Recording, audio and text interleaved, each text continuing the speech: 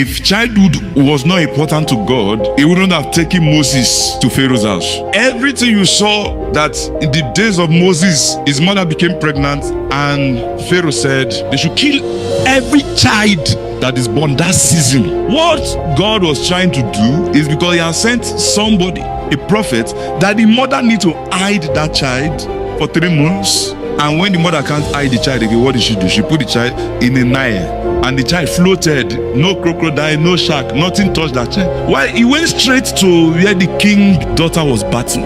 Why didn't the child go to any other place? It was orchestrated by God because he didn't want a deliverer to be trained where there's a mentality of captivity. Moses' parents were under captivity. That's how intentional God is. Now, the same Pharaoh that is looking for children to kill, the daughter saw a child and said, oh, this is one of the Hebrew children's child. They must have dropped this child out of fear. This is the child you are killing, your father is killing. She took it home. The same father saw the person that have been killing children.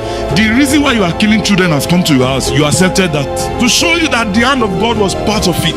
Moses' elder sister saw what happened. And then she ran to the princess and said, I can give you somebody that will take care of this child very well. The princess didn't know that it was the sister that is talking, and the person the sister is recommending is the mother of the child. Now let me tell you more that is not written. That mother that gave birth to that child, she's the only one that had breast milk for that child. The breast milk was there, and she was training that child in the palace, breastfeeding that child in the palace. Why didn't the Pharaoh daughter or the say, how did you get breast milk for the child? And he was trained in the palace. With the Bible says Moses was trained with all the wisdom of Egypt. Wisdom, there's wisdom in Egypt. Was trained with all the wisdom of Egypt. So every strategy, all the loopholes about Egypt, God revealed it to him, because a deliverer will never be trained in the same place with those in bondage. They will never train a deliverer in the prison. Acts 7:22. And Moses was learned. This was God's intention. Moses was learned in all the wisdom of the Egyptians, and was mighty in words and deeds. So you find out that immediately God is wisdom now. He was leading 3 million people in the desert. He was not afraid because he has understood leadership.